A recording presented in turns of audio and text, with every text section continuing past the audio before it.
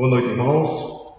Vamos dar início a este culto, dia 14 de junho de 2020, Igreja Batista Regular em Jardim Amazonas.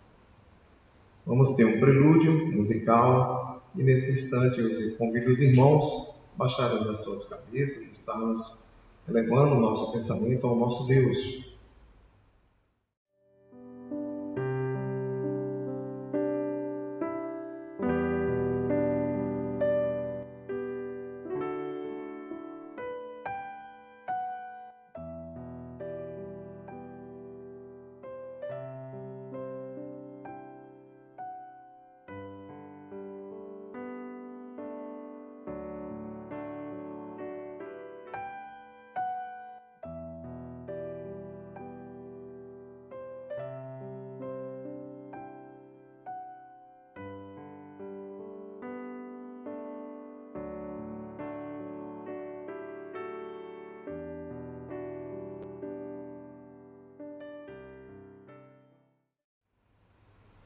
Santo Deus, soberano Pai, somos gratos a Deus, a Ti, ó Deus, pela Tua bondade, pela Tua misericórdia para com cada um de nós.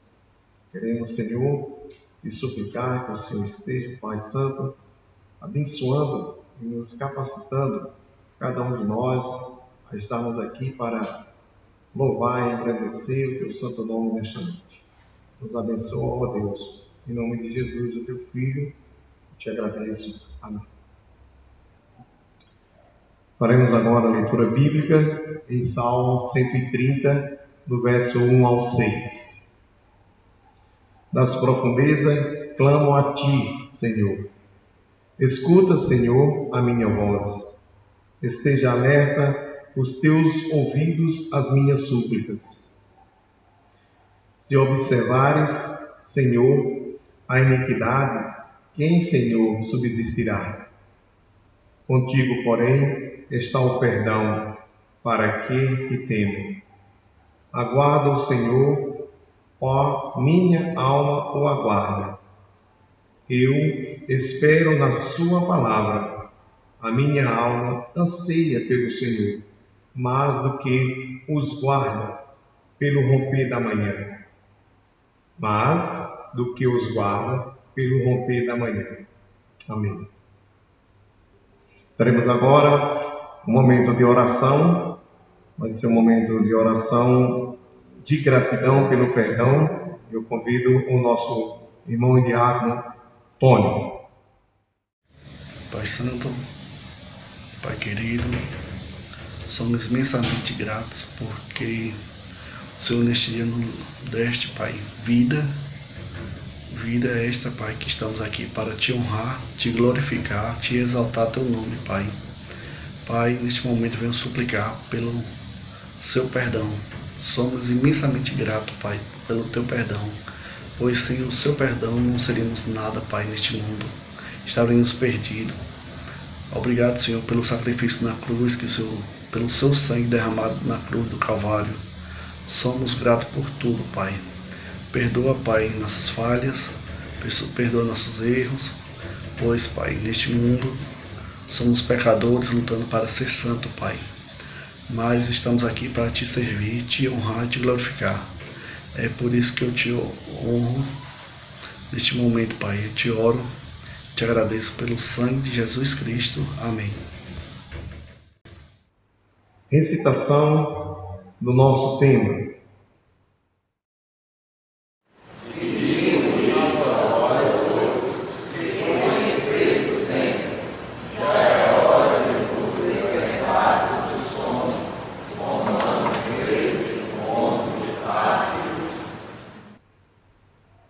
A recitação da nossa lição.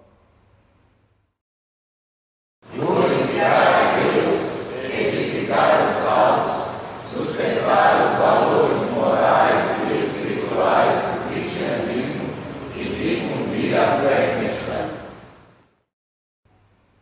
Vamos louvar o nosso Deus com o hino oficial do cantor cristão 176, Tempo de Ser Santo.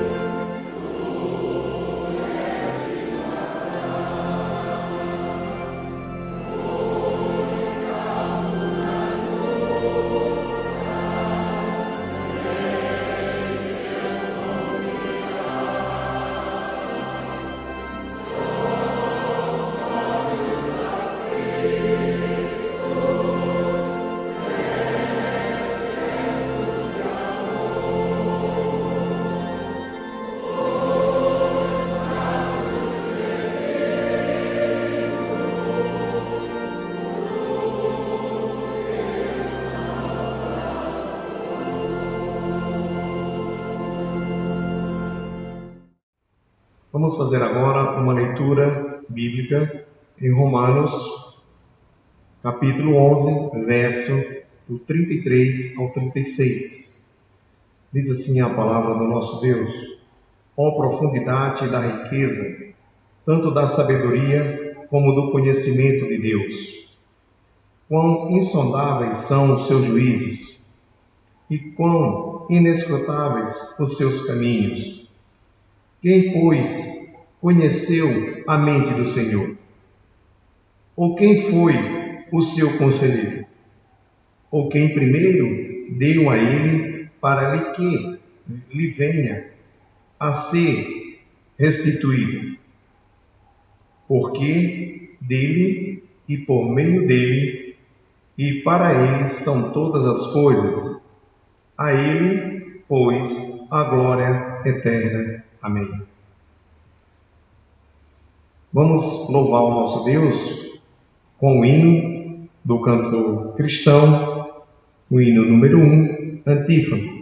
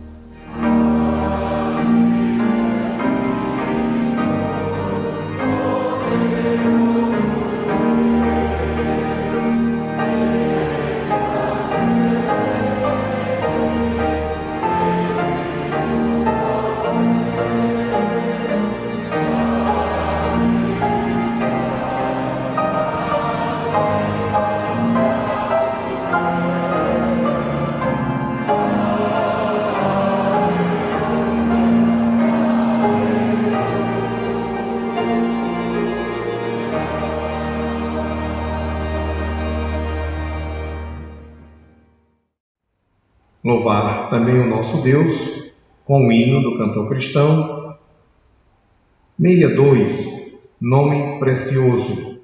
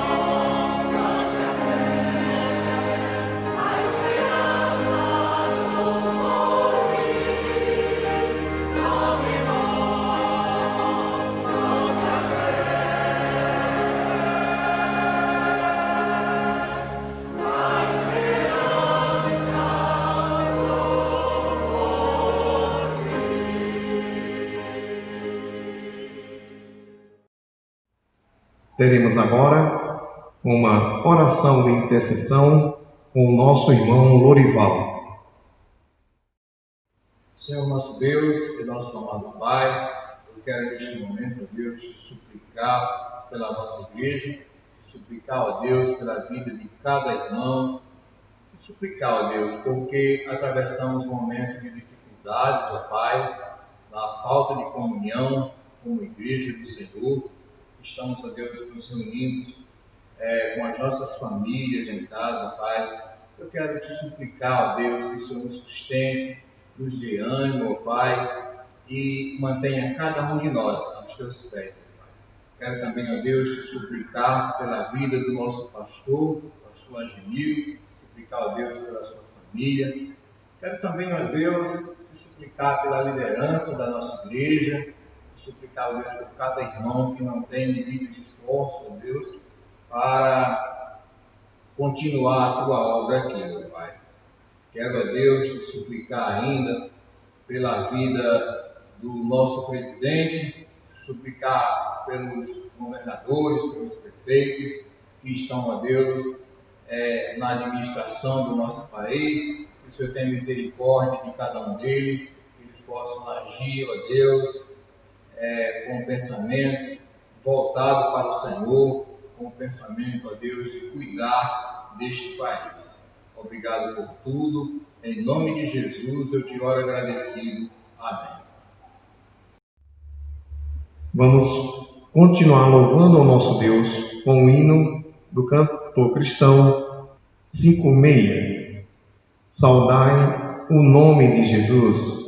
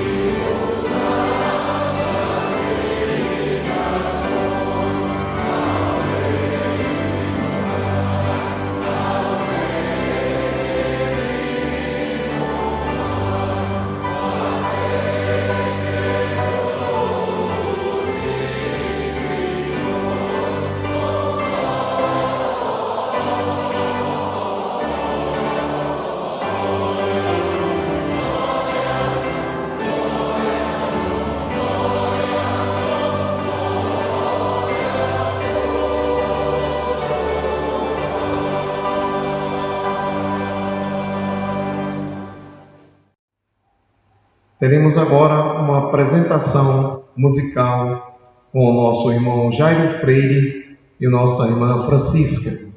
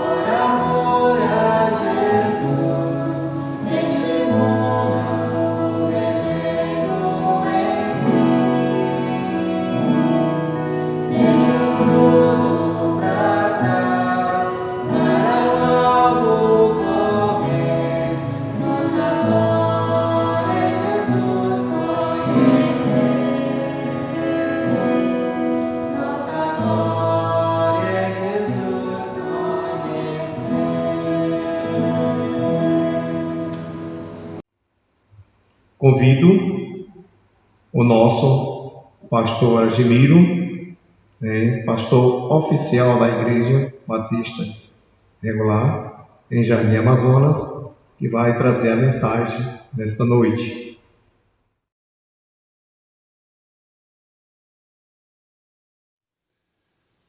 Muito boa noite, meus queridos irmãos. Novamente, estamos aqui para compartilhar com vocês a palavra do bom Deus. Para tanto, vos convido a que abram vossas Bíblias para o livro de Josué, onde nós estaremos lendo dos versículos de 1 a 14.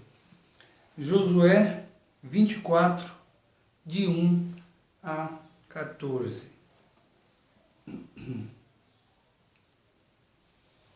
Josué 24, de 1 a 14. Depois reuniu Josué todas as tribos de Israel em Siquém, e chamou os anciãos de Israel, os seus cabeças, os seus juízes, os seus oficiais, e eles se apresentaram diante de Deus. Então Josué disse a todo o povo: assim diz o Senhor, Deus de Israel: antigamente vossos pais, Tera, pai de Abraão, e Naor, habitaram da além do Eufrates e serviram a outros deuses. Eu, porém, tomei Abraão, vosso pai, da além do rio, e o fiz percorrer toda a terra de Canaã. Também lhe multipliquei a descendência e lhe dei Isaque. A Isaque dei Jacó e Esaú, E a Esaú dei em possessão as montanhas de Seir, porém a Jacó e aos seus filhos desceram para o Egito. Então enviei Moisés e Arão, e feri o Egito, como fiz no meio dele. E depois vos tirei de lá.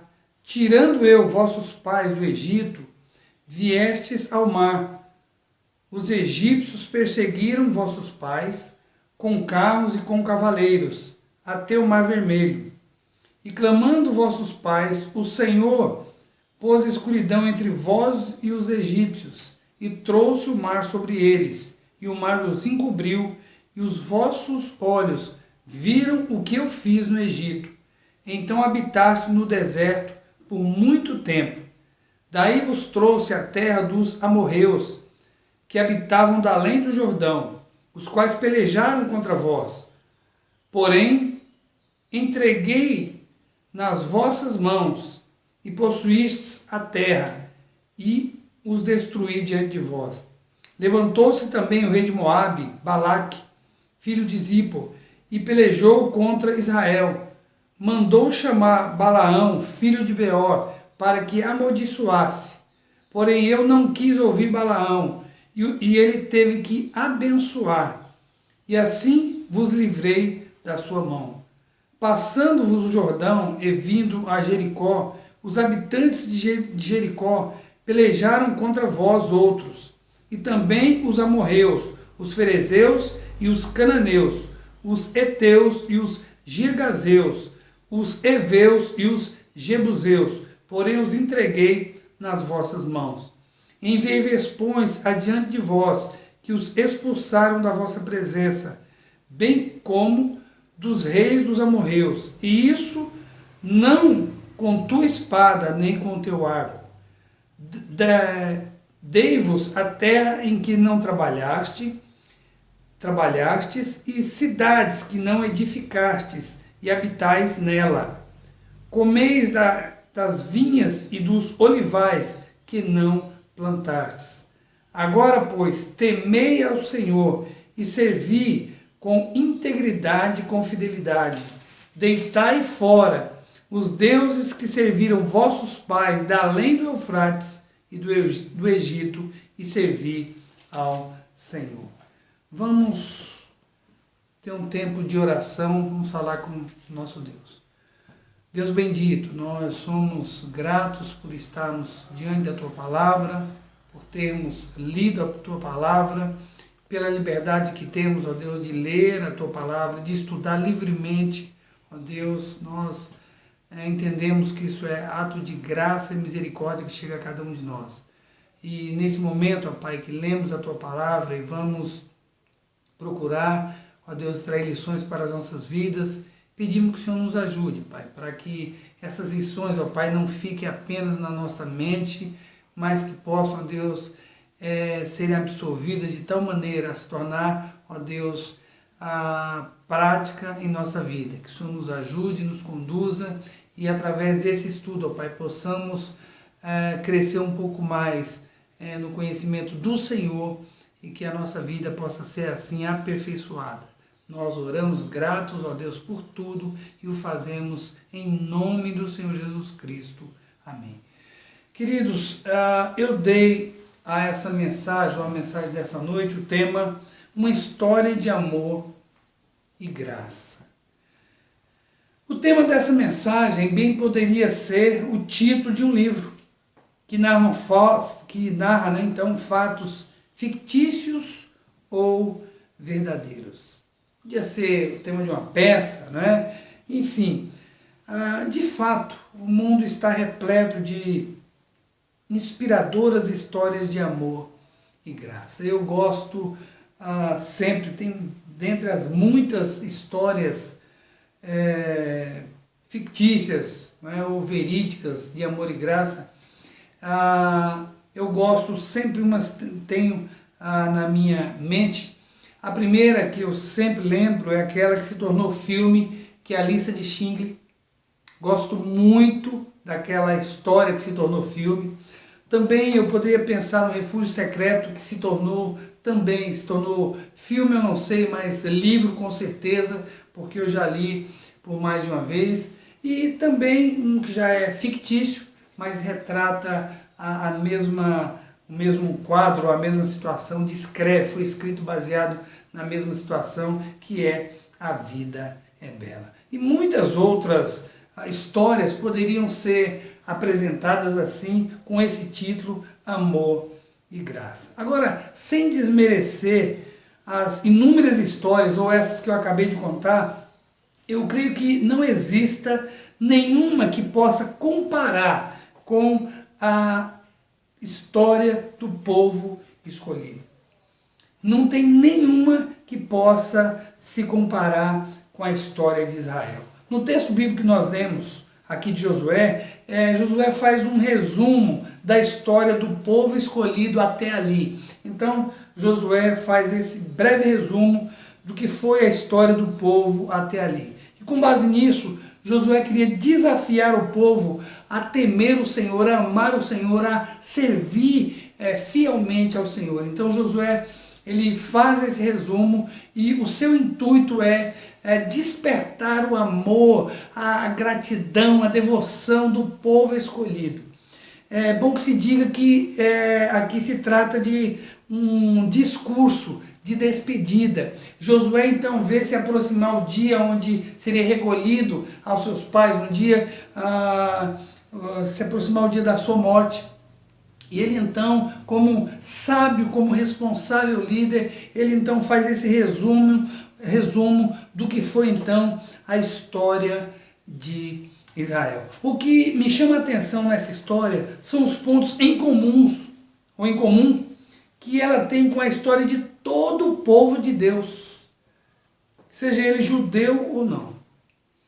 E é com base nisso que eu quero pensar com vocês sobre a seguinte ideia nessa noite. Os fatos que descrevem a trajetória do povo de Deus nos remete a uma história de amor e graça. Então, os fatos que descrevem a trajetória do povo de Deus nos remete a uma história de amor e graça. E você pode me perguntar, mas por que os fatos que descrevem a trajetória do povo de Deus nos remete a uma história de amor e graça? E eu respondo, os fatos que descrevem a trajetória do povo de Deus nos remete a uma história de amor e graça por várias razões.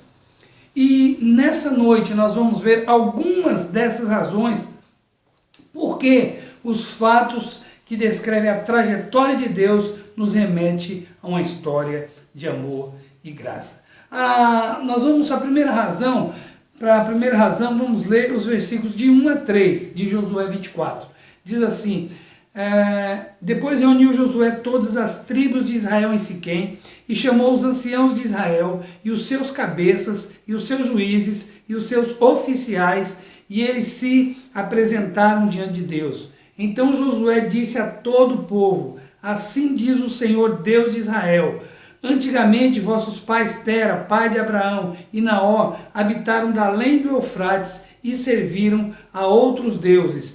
Eu, porém, tomei Abraão, vosso pai, da além do rio, e o fiz percorrer toda a terra de Canaã. Também lhe multipliquei a descendência e lhe dei Isaque.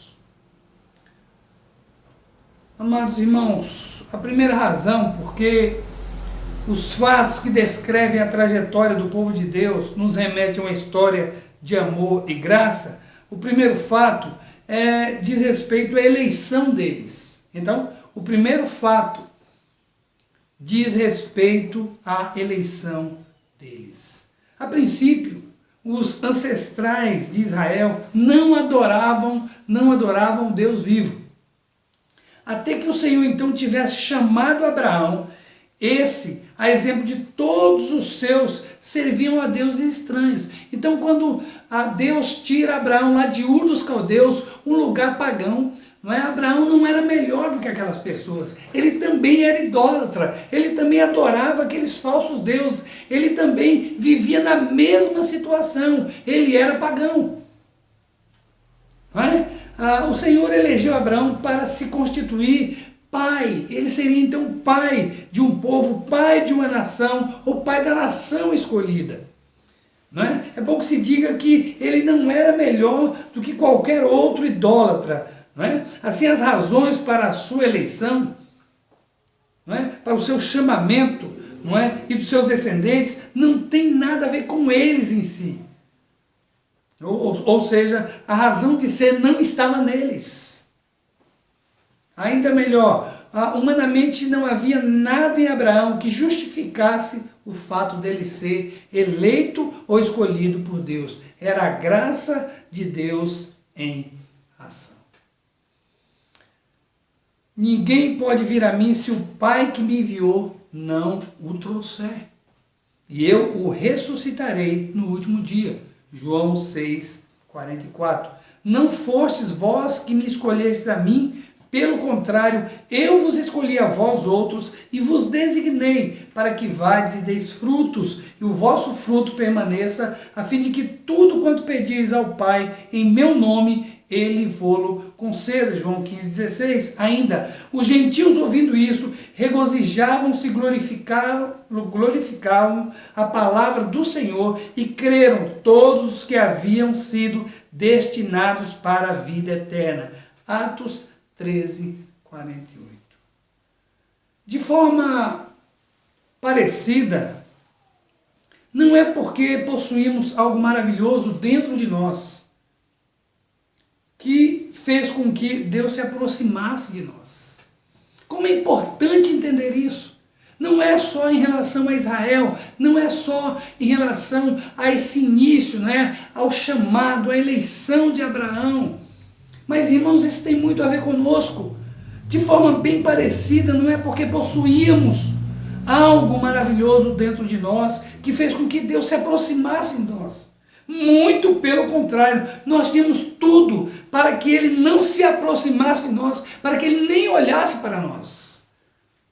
Nós estávamos em Adão, o desobedecendo, contrariando a sua vontade e gostando disso. Não é? E nos tornando inimigos de Deus. Nós estávamos lá em Adão, fazendo isso. Do ponto de vista lógico e teológico, nosso destino era o inferno. Era o inferno. No entanto, por razões que dizem respeito inteiramente a Deus, Ele nos elegeu para si. São razões que nós não conhecemos. São razões que pertencem a Deus. Não havia nada em nós, mais uma vez, nada em nós digno de ser olhado. Mas Ele decidiu fazer de nós seu povo. Assim como aconteceu com Israel. A sua eleição não tem nada a ver com Israel em si, ou seja, não foram razões em Israel que motivaram, que levaram Deus a olhar para Abraão, olhar e pensar, olha, esse povo é tão bom, tem algo nesse povo e eu vou ou em Abraão e vou fazer dele uma grande nação. Não. Que arrogância pensar que em nós havia algo que atraísse o eterno Deus. Pelo menos algo de bom. Se em nós só havia miséria, como é que podia haver? Só havia desobediência, um gosto pelo pecado, pelas coisas que contrariam a vontade de Deus. Que arrogância pensar que havia algo bom em nós para que Deus pudesse olhar. Irmãos, se em nós só havia miséria, nossa eleição nos remete a uma história de amor e graça. Lembrando que em Malaquias 1:2, a eleição foi usada pelo próprio Deus como argumento para o seu amor. Com argumento ali para provar o seu amor para Israel. Ele diz, eu os tenho amado. Eu os tenho amado. Não era Esaú irmão de Jacó? Todavia amei Jacó e aborreci a Esaú. Desse mesmo texto, também podemos depreender que a desconsideração da eleição era uma das causas do povo duvidar do amor de Deus. Quer dizer, eu vos tenho amado, e o povo dizia, em que nos tem amado? Quer dizer, o povo estava dizendo, nós não enxergamos o teu amor, não conseguimos enxergar esse amor que o Senhor está dizendo. E Deus diz, olha, e Deus remete para provar, para fazer que o povo entendesse. Deus então fala da eleição. Queridos, é bastante clara, portanto, a distinção que Deus fez desde o começo na eleição e formação do seu povo. Deus deixa muito claro isso. Deus sempre deixou isso muito claro, não é? Olha, a formação e a eleição do seu povo tem os seus motivos em Deus, não no povo. Não no povo. Ao escolher seus patriarcas, ele indicou claramente que a base para a eleição de Israel não se encontrava de forma alguma em qualquer qualidade humana. Não se encontrava nas potencialidades. Deus não viu, olha, há um potencial de bondade, há um potencial aqui desse povo me amar. Deus não viu isso, porque não havia. Alguém pode dizer, não, pelo menos a potencialidade aqui havia de ser um povo. Não havia potencialidade nenhuma para o bem, mas para o mal sim. Então, ao escolher seus patriarcas, ele indicou claramente que a base para a eleição de Israel não se encontrava de forma alguma em qualquer qualidade humana, nem nas potencialidades, porque as potencialidades da carne eram para o mal, ou na tendência natural, mas somente na sua obra divina, na força vivificante do seu poder, da sua promessa e do seu Espírito. Queridos, essa é a primeira razão, Essa é a primeira razão porque os fatos que descrevem a trajetória do povo de Deus nos remetem a uma história de amor e graça. O primeiro fato diz respeito à eleição deles. Mas outro fato nos vem dos versículos 4, 7, 9, 10, 12. Vamos do 4 ao 7. A Isaac dei Jacó e a Esaú, e a Esaú dei em possessão as montanhas de Seir, porém Jacó e seus filhos desceram para o Egito. Então enviei Moisés e Arão e os feri o Egito, com o que fiz no meio deles, e depois vos tirei de lá. Tirando eu vossos pais do Egito, vieram ao mar. Os egípcios perseguiram vossos pais, com carros e com cavaleiros, até o mar velho. Até o 7, e clamando vossos pais, o Senhor pôs escuridão entre vós e os egípcios, e trouxe sobre o mar sobre eles, e o mar os cobriu, e os vossos olhos viram o que eu fiz no Egito. Então habitaste no deserto por muito tempo. Agora 9 e 10. Levantou-se também o rei de Moabe, Balaque, filho de Zippor, e pelejou contra Israel, mandou chamar Balaão, filho de Beor, para que amaldiçoasse. Porém eu não quis ouvir Balaão, e ele teve de vos abençoar, e assim vos livrei da sua mão. Agora o 12. Enviei vespões diante de vós, que os expulsaram da vossa presença, bem como os dos reis dos amorreus, e isso não com tua espada, nem com teu arco. Queridos, baseado nesse versículo, eu quero dizer que a segunda razão, porque tudo isso descreve, os fatos envolvendo a trajetória desse povo, nos remete para uma história de amor e graça. A segunda razão o segundo fato diz respeito à libertação deles. Então, primeiro a eleição, é o primeiro fato. E agora, o segundo fato diz respeito à libertação deles. Libertação do Egito deveria ser um marco na vida de Israel, pois desse lugar de escravidão o Senhor então os havia tirado. Posteriormente, irmãos, nós vamos ver que Deus vai dizer, lá na frente, depois do cativeiro babilônico, ele vai dizer, ó, vocês já não vão falar mais como o Senhor nos tirou do Egito, mas como o Senhor nos tirou da Babilônia. Mas, de qualquer maneira, o Egito era para ser um marco na vida desse povo, porque de lá o Senhor os havia tirado com mão forte. O verbo tirar, falando nisso, tem uma conotação de exercer tração, de puxar, de arrancar com força. Essa é a força do verbo hebraico, arrancar, puxar, tirar, exercer tração. E Deuteronômio 26 corrobora, vai bem nessa direção, quando diz, o Senhor nos tirou, usando o mesmo verbo, do Egito com mão forte, braço estendido, com grande espanto e com sinais e maravilhas. Israel foi arrancado do Egito. Assim deveria ser um marco na vida do povo, não é? Que passou a viver livre. Ser livre de um senhorio. Não livre de um senhorio divino, não é? Mas livre daquele senhorio humano. Então o Senhor livre do senhorio dos homens e principalmente livre do senhorio do pecado. Como vemos, o Egito não queria perder os escravos, é claro que ele não queria perder aquela mão de obra, não é? Então o faraó, ele se arrepende mais uma vez de ter deixado os israelitas partir, e ele então com as suas bigas, com os seus soldados, entra no mar atrás, eles perseguem Israel.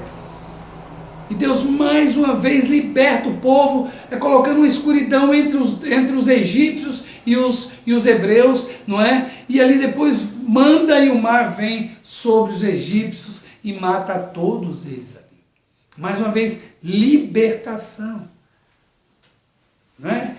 Como nós vemos, o Egito não queria perder os seus escravos e persegue o povo escolhido até o Mar Vermelho, onde mais uma vez o Senhor Deus os libertou. O que pensar também das ciladas de Balaque, que persuadiu aquele que eu chamo de arremedo de profeta, Balaão, para amaldiçoar Israel?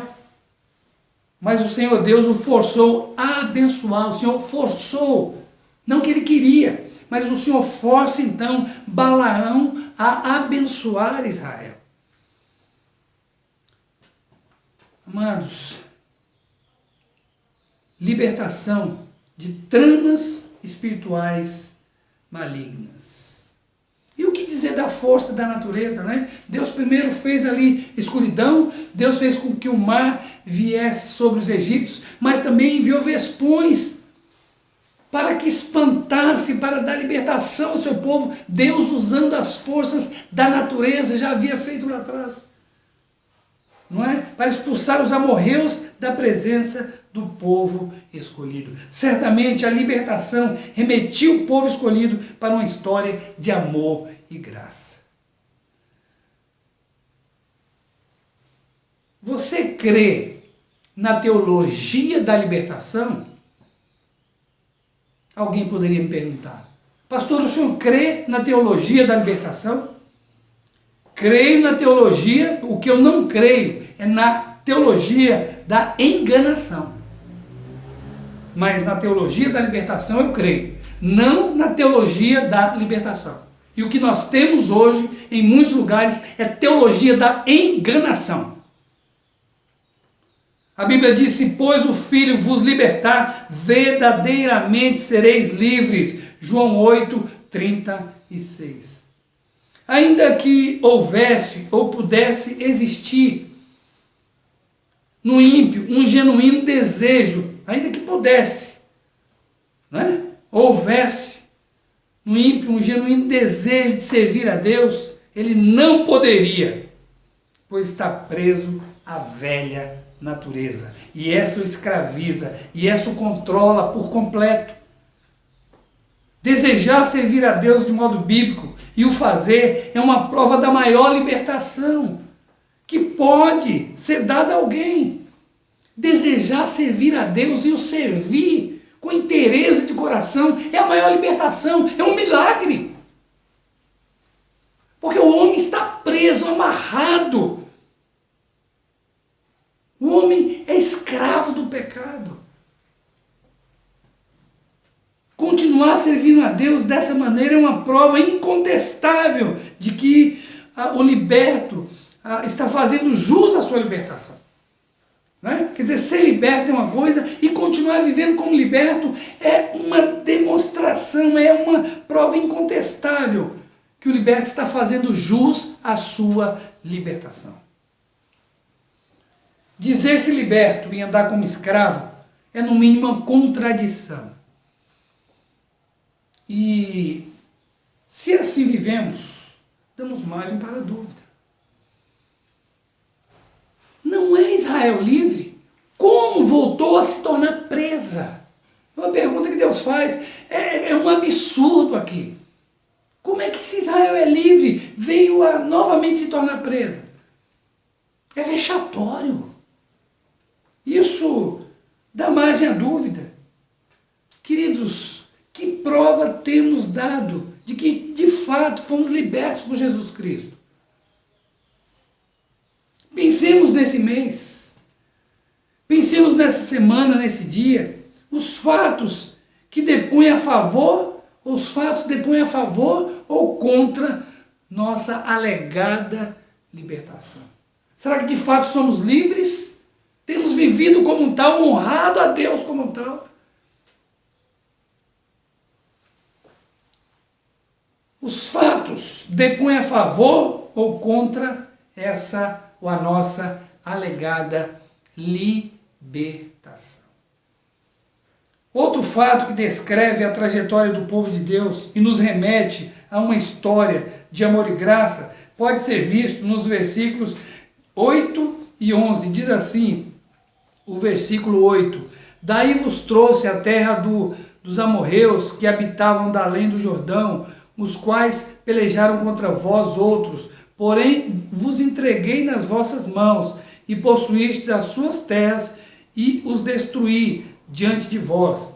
Versículo 11: Passando vós o Jordão, e vindo a Jericó, os habitantes de Jericó pelejaram contra vós outros, e também os amorreus, os ferezeus, os cananeus, os heteus, os girgazeus, e os heveus e os jebuseus, porém os entreguei nas vossas mãos. O terceiro fato diz respeito à capacitação deles. Pegando como um gancho que falamos no ponto anterior, queremos dizer que a libertação do Egito pode ser vista como um símbolo da maior libertação na vida do povo escolhido. Mas não se resumiria só à libertação do Egito. A libertação do Egito foi um marco, mas a vida do povo não se resumiria àquela libertação lá atrás. O povo deveria viver como livres.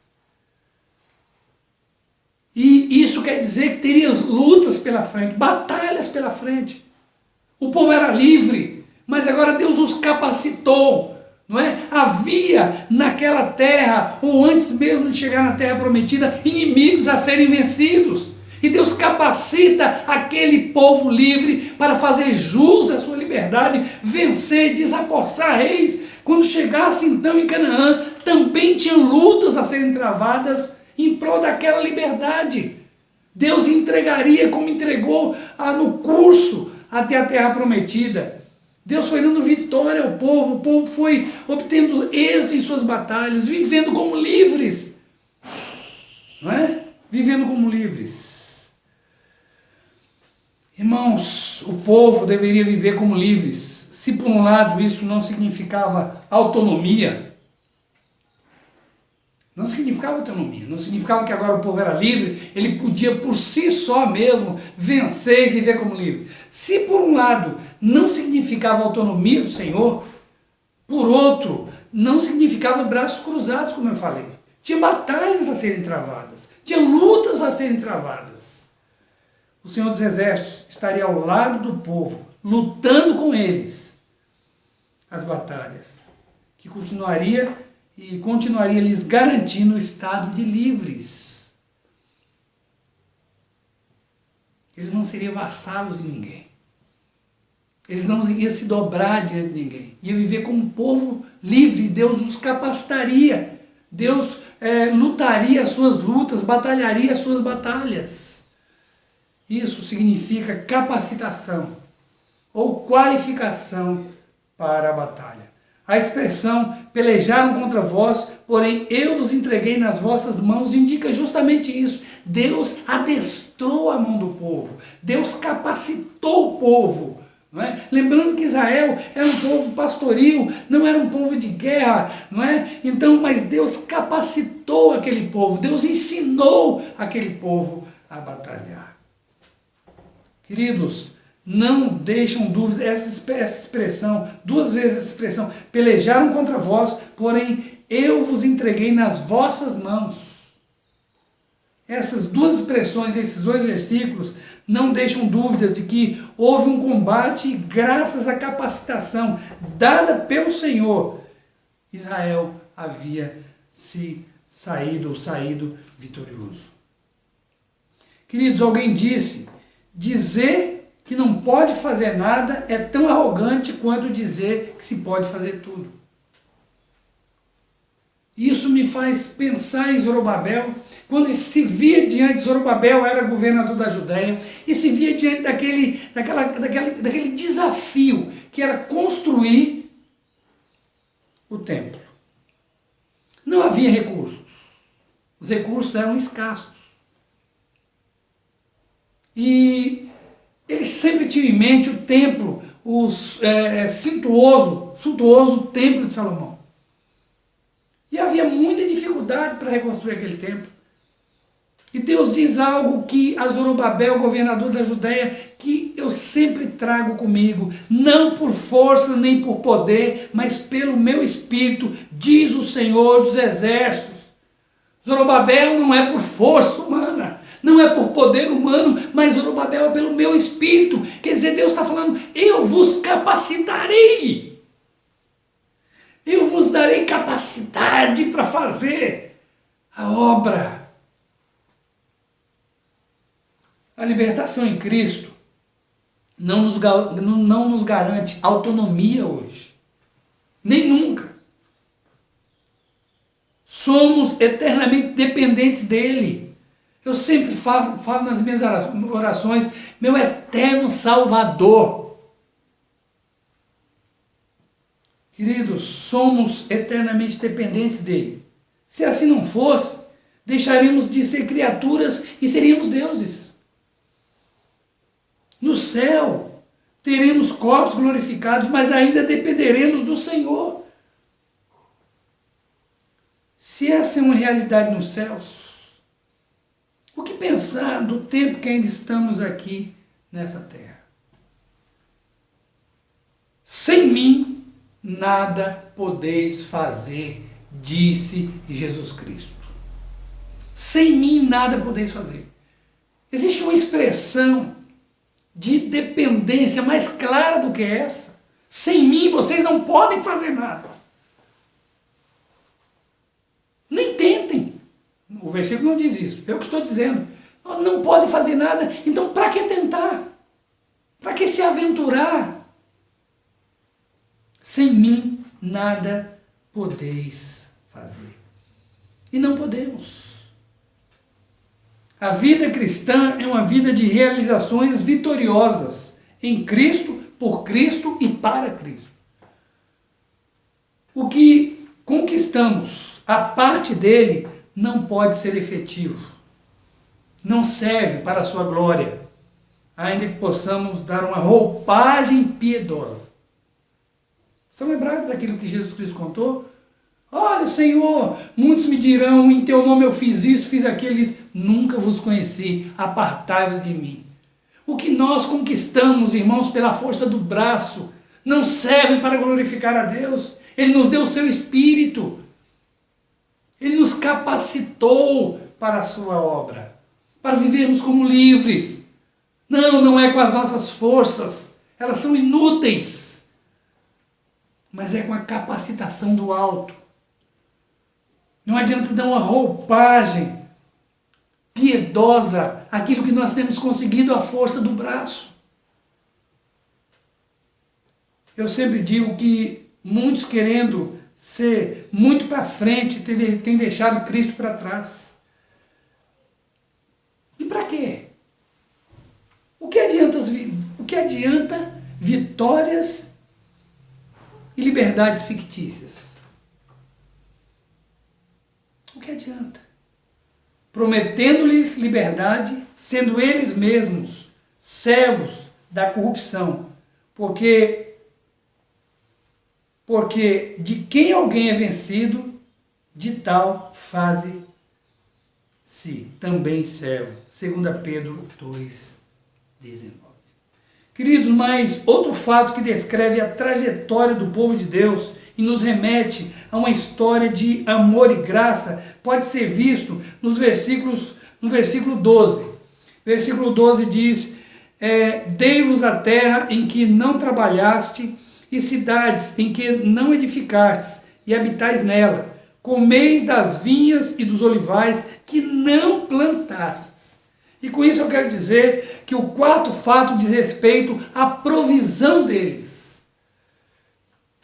Provisão é abastecimento de coisas necessárias ou proveitosas. Isto é provisão.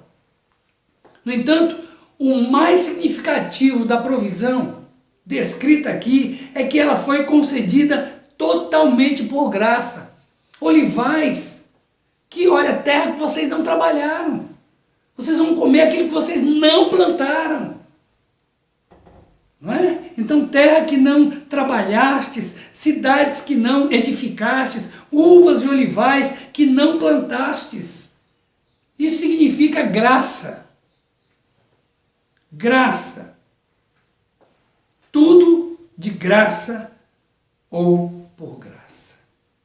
O povo não teria nada, não é, de mérito próprio, nem seria nada por mérito próprio. Não teria nada por mérito próprio, nem seria nada, não é, por mérito próprio.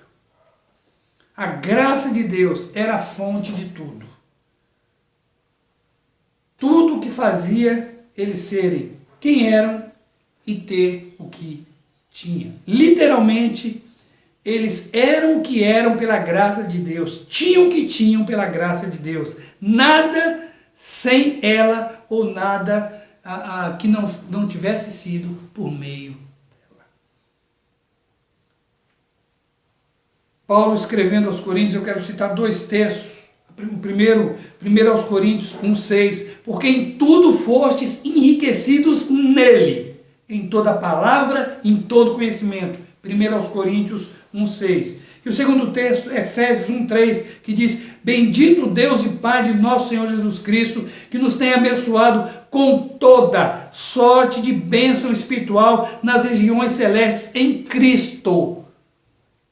Nos tem abençoado nele. Fomos enriquecidos nele. É no mínimo vexatório ver um cristão verdadeiro ou um verdadeiro crente vivendo um nível espiritual baixo. É vexatório ver um cristão vivendo num nível espiritual baixo, visto que todas as coisas que conduzem à vida e à piedade já lhe foram outorgados. É depor contra a graça, viver de maneira desregrada, viver um nível espiritual baixo, é depor contra a graça de Deus. É vergonhoso, é vexatório. Meus queridos, uma vez uma pessoa, e eu creio que isso não vem dele, né? Ele adotou esse pensamento de outras pessoas, mas muitos me disseram, não sou uma pessoa, olha, a igreja não sabe nada. As pessoas na igreja não sabem nada, não. Quer dizer, tem um grupo seleto que sabe alguma coisa. É quase, meus queridos irmãos, aquele gnosticismo. Porque o gnosticismo pregava um conhecimento superior, mas não para todos, não é? Nem todos chegariam àquele patamar, nem todos chegariam àquele nível intelectual e de conhecimento espiritual, místico, nem todos. Então era isso que o gnosticismo pregava. Mas isso contraria a palavra de Deus. E então as pessoas dizem, olha, na igreja ninguém sabe nada, não é assim mesmo. Uns poucos sabem, não é? E quem sabe até esses que dizem isso estão se intitulando como sabe alguma coisa, mas a Bíblia diz, quem pensa que sabe alguma coisa não sabe ainda como convém. Não, meus queridos, eu não posso admitir um pensamento como esse. Eu não posso coadunar com um pensamento como esse. Eu não posso admitir, não é, esse desnível na igreja, onde uns, não é, caminham bem, crescem, os demais ficam lá atrás. Não, isso não é bíblico, não. Por quê? Porque Deus outorgou tudo aquilo que conduz a vida e a piedade. Isso não só a um crente, a todos. Os dons espirituais foram dados a todos. A visão espiritual é dada a todo verdadeiro crente. Eu não creio que esse desnível espiritual, não é, que existe na igreja, não é, deva ser visto, tolerado. Ele precisa ser corrigido. Eu não tenho esse pensamento, eu acho um pensamento pequeno, além de ser um pensamento não bíblico. Nós precisamos dar as mãos, tomar nas mãos, estender as mãos às pessoas. Eu não acredito que o conhecimento está restrito a pastor e à liderança da igreja. Eu não acredito nesse tipo de pensamento. Todos nós precisamos tomar pelas mãos, nós precisamos ajudar. Conheço casos que a pessoa tem aprendido a ler através das escrituras sagradas. É inadmissível esse analfabetismo bíblico. É inadmissível. Quem faz isso é o povo do mundo. Quando quer dominar a massa, eles negam o conhecimento a eles. Não, meus queridos irmãos, isso é mundano. Nós precisamos levar o povo ao conhecimento. O meu povo é destruído porque lhe falta o conhecimento. Porque tu, ó sacerdote, e Deus chama a atenção daqueles que deveriam ensinar e não ensinam. É inadmissível um pensamento de que ninguém conhece nada na igreja. É inadmissível isso e dizer isso de boca cheia e dizer isso como um conformismo. Isso é feio, isso não é bíblico. Eu não creio dessa maneira. Não creio. Não creio. Eu tenho tido essa experiência, eu tenho conhecido pessoas. Vai lá para os 1 Coríntios, quando fala da eleição, fala que, olha, reparai na vossa eleição, que não foram muitos de vós eleitos, não é? Não foram muitos sábios desse mundo eleitos. Não é essa sabedoria que o mundo tanto valoriza. Então eu não acredito, irmãos. Eu sinceramente não acredito. Eu não prego isso. Eu creio que a igreja, nós precisamos lutar com todas as forças do Senhor para nivelar, para fazer com que as pessoas possam chegar a um nível de conhecimento espiritual, um nível de conhecimento bíblico, que seja eficaz, que possa levar a pessoa a levar outros a Cristo, a testemunhar a verdade, a refutar o erro. É isso que eu creio. Pensando nisso, irmãos, eu me lembro quando Pedro e João surpreenderam os sábios daquele mundo. Então disseram, então eles, vendo a intrepidez de Pedro e João e tendo percebido que eram homens iletrados, indoutos, se admiravam e reconheciam que eles haviam estado com Jesus. Atos 4:13. Não ao analfabetismo bíblico. Não, temos que dizer não. A igreja não pode ser conformista. A igreja não pode se acomodar.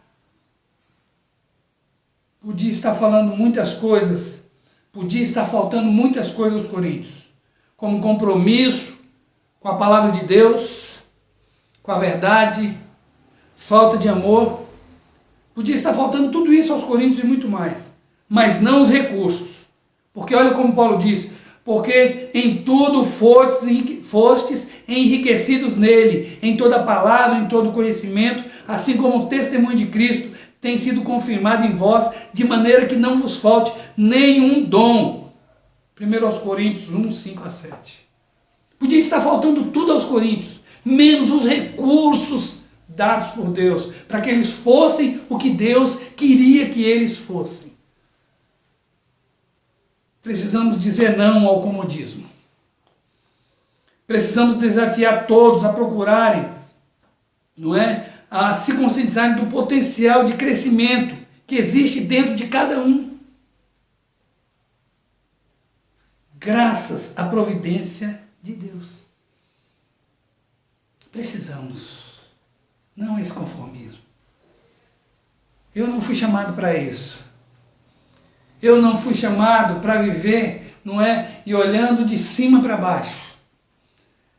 Mas eu fui chamado para olhar os meus irmãos no mesmo nível e para fazer com que meus irmãos possam conhecer a palavra de Deus a cada dia mais. Esse é o meu desafio. Eu entendo que esse é o meu chamado. É por isso que o pastor não pode parar. Ele precisa se reciclar a cada dia, porque nós só podemos levar alguém até onde nós já fomos. Mas esse pastor, ele deve continuar se reciclando e aprendendo a cada dia mais, para ser mais útil. Não é simplesmente, meus queridos irmãos, não se trata simplesmente, eu tenho mesmo medo desse intelectualismo vazio, que muitas vezes é pregado aí. Título, isso não leva a nada. O que leva é o conhecimento, e quando ele é usado de maneira humilde e correta para promover o bem-estar, o crescimento de outras pessoas. Isso para mim é ser um mestre. Queridos irmãos, Paulo ele diz algo: eu sou o que sou pela graça de Deus. O crescimento não fez, espiritual, não fez com que esse homem então se ufanasse. Eu sou o que sou pela graça de Deus. Quer dizer, eu não tenho mérito algum, não. Eu sou o que sou pela graça de Deus. Quem é Apolo? Quem é Paulo? Quem é Cefas? Instrumentos pelos quais vieram a crer. Meus queridos irmãos, vamos ser bíblicos. Que triste ouvir, de pessoas que estão dentro da igreja, palavras que remetem para esse conformismo, quando, todo o potencial de crescimento foi dado ao crente, a todos os crentes, não alguns crentes. Mas voltando ao começo, eu disse: os fatos que descrevem a trajetória do povo de Deus nos remetem a uma história de amor e graça. O primeiro fato diz respeito à eleição deles. Que coisa extraordinária. Quando não havia nada em nós digno de ser amado, Deus nos amou e nos chamou para si. Nós o amamos porque Ele nos amou primeiro. Eu não era um bom garoto. Não havia nada em mim para que Deus olhasse, mas ainda assim Ele olhou. O segundo fato diz respeito à libertação deles. Queridos, olha, eleger, mas Ele precisava me libertar. Como é que Ele podia me eleger e me deixar preso ao pecado? Como é que eu iria viver para agradá-lo se eu ainda estava, se eu era vassalo do pecado? Mas Ele me libertou, Ele nos tirou das trevas e nos transportou para o reino do seu Filho amado. Terceiro, diz respeito à capacitação deles, não autonomia. Claro que não, irmãos, não é sempre por Ele, mas Ele nos dando Paulo fala, das armas da sua milícia, das armas de combate que Deus lhe deu, que não eram carnais, mas espirituais. Quem deu? Deus deu essas armas. Vai para Efésios capítulo 6, e lá tem as armas do soldado, ou vamos dizer assim, tudo aquilo que o soldado vai precisar para a batalha espiritual. E quarto, diz respeito à provisão. Meus queridos, nós somos enriquecidos, nós somos agraciados, nós temos o que o mundo não tem, nós possuímos o que o mundo não possui. Paulo disse, nós temos a mente de Cristo. A nossa cosmovisão precisa ser diferente, porque nós temos a mente de Cristo. Nós temos o Espírito dentro de nós. Nós temos a capacitação dos céus para que possamos viver de maneira altaneira. Pensemos nisso. Pensemos nessa história, nesses fatos que descrevem essa trajetória do povo de Deus, não é? Que nos remete para uma história de amor e graça. Essa é a tua história. Essa é a minha história. Uma história de amor e graça. Se temos no mundo, não é? Quem sabe até nesses dias sendo escritas algumas histórias de amor e graça. Pessoas se solidarizando com outras, pessoas ajudando, não é? Às vezes nem cristãos são. Quantas histórias bonitas, emocionantes temos visto nesses dias. E vamos ver ainda muitas histórias aqui no mundo, histórias que falam de amor e graça. Mas nenhuma delas se equipara, se compara com a história, com os fatos que descrevem a trajetória do povo de Deus. Não só de Israel, mas do povo de Deus de todos os tempos. Isso inclui eu e você. E todos aqueles que ainda chegarão a Cristo. Todos os eleitos que ainda chegarão a Cristo. E se reunirão, não é? Reunirão conosco. Os fatos que descrevem a trajetória do povo de Deus nos remetem a uma história de amor e graça. O primeiro fato diz respeito à eleição. O segundo fato diz respeito à libertação. O terceiro fato diz respeito à capacitação. E o quarto fato diz respeito à provisão. Meus queridos irmãos, vamos orar. Pai bendito e querido, nós somos imensamente gratos a Deus por essa bela história. Uma história que Tu mesmo, ó Deus, escreveu. E nos compete, ó Pai, vivermos, ó Deus, essa história. Na íntegra, viver, ó Deus, essa história ou o que ela representa em nossas vidas. Com gratidão, com temor e tremor. E testemunhar para o mundo, ó Pai, que também, Senhor Deus, conhece muitas histórias de amor e graça, mas nenhuma como essa, que é a nossa história. Que possamos compartilhar, porque não existe uma história como essa. E que o povo de Deus, ó Pai, possa viver à luz dessa história. Se alegrar à luz dessa história. Te servir à luz dessa história, como bem Josué fez, depois que descreveu essa história. Ele diz, assim temei ao Senhor, servi somente ao Senhor, com integridade, com fidelidade. Meus queridos, meu Pai, a conta fecha quando nós pensamos no crente que nós devemos ser e nós olhamos tudo que o Senhor fez por nós, sabemos que a conta fecha, nós sabemos que a conta fecha. Nos ajude, ó Pai, a valorizarmos o que o Senhor fez por nós. Nós oramos em nome do Senhor Jesus. Amém. Que Deus os abençoe.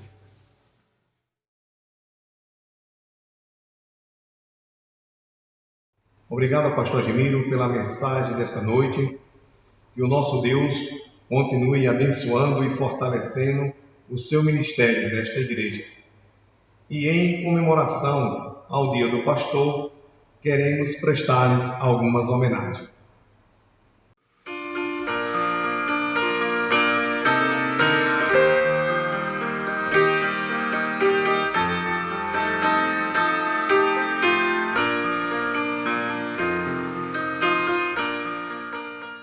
Pastor, homem semelhante a nós, sujeito às mesmas dores e paixões, sujeito às mesmas tentações, temores e tribulações que a vida cada dia nos impõe. Pastor, grandiosa é a obra que Deus confiou a ti. Cuidar do povo do Senhor. com zelo, graça e amor. E ele cuidará de ti. Tamanha saudade, volte logo, pastor. Nós chamamos. Vamos, pastor. Vovó, feliz dia do pastor. Te amo, saudade, que Deus te abençoe. Aqui sua flor. Beijo, Deus abençoe.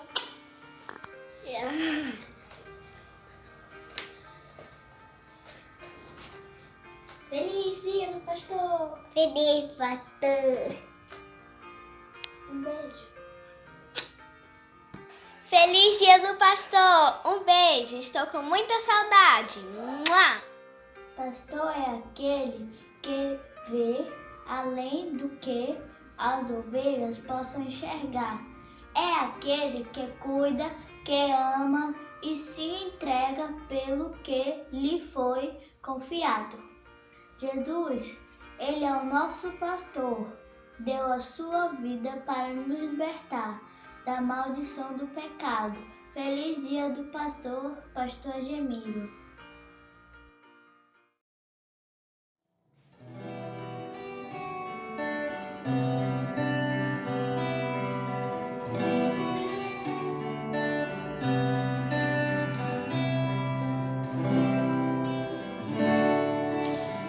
Do pastor que vive pra si, sem se importar com seu rebanho, sem um pastor pras ovelhas, dispersas ficarão. Não serão a pastora bom pra consolar.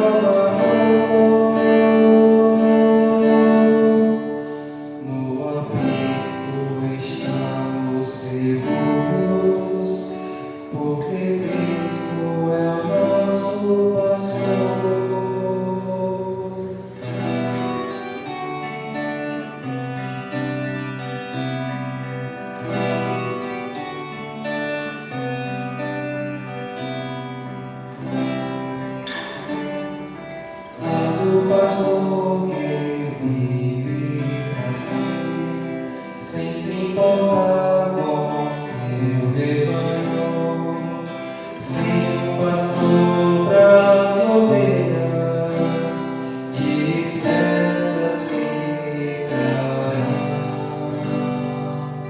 pois serão a pastora bom pra consolar.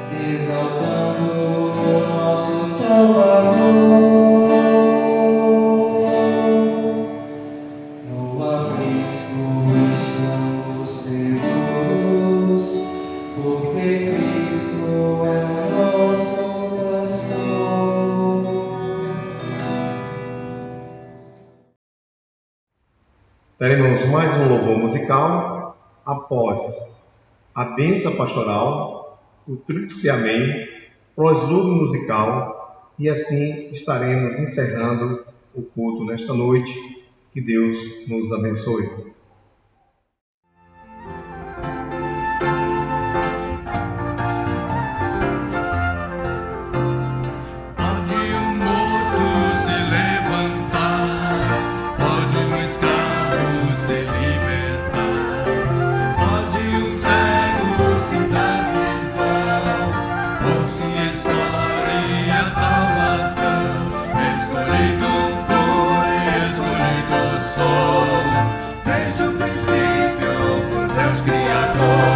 Escolhido fui, escolhido sou, pela graça, pelo amor.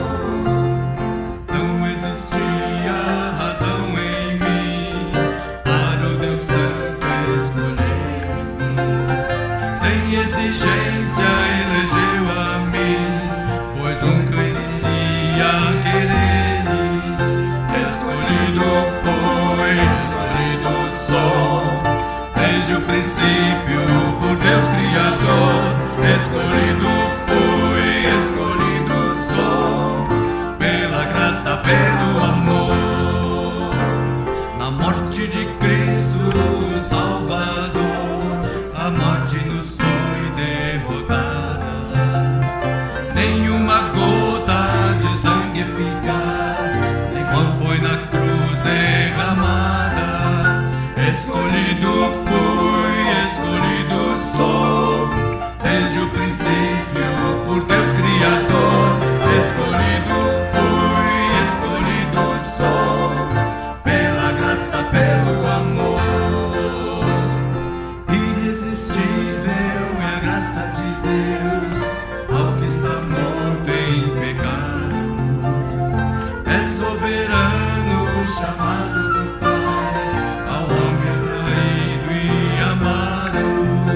Escolhido fui, escolhido sou, desde o princípio por Deus Criador. Escolhido fui, escolhido sou, pela graça, pelo amor. Em santidade da Cristo viveu, vencendo o mundo e o pecado. Nada, ninguém, nem a morte e o mal afasta de Deus seus amados. Escolhido fui, escolhido sou, desde o princípio por Deus Criador. Escolhido fui, escolhido sou, pela graça, pelo amor.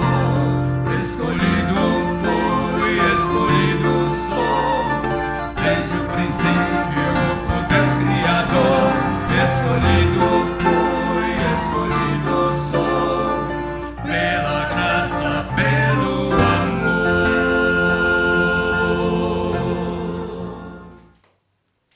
Queridos, vamos à bênção pastoral. Que o amor de Deus, o nosso eterno Pai, que a graça do nosso Senhor e Salvador Jesus Cristo, que a comunhão e que a consolação do Espírito Santo de Deus seja com todo o povo de Deus, agora e para todos sempre. Amém. Que Deus vos abençoe, vos conceda uma semana na presença do Senhor. Que Deus abençoe. Eu quero dizer para vocês, cada um de vocês estão constantemente, diariamente em minhas orações, sempre rogando ao Pai que vos conceda, que vocês possam crescer na graça e no conhecimento do Senhor, que vocês a cada dia possam amar mais e mais o Senhor Jesus Cristo e servi-lo de toda a alma, de todo o coração. Que Deus, meus queridos irmãos e irmãs, vos abençoe, em nome de Jesus.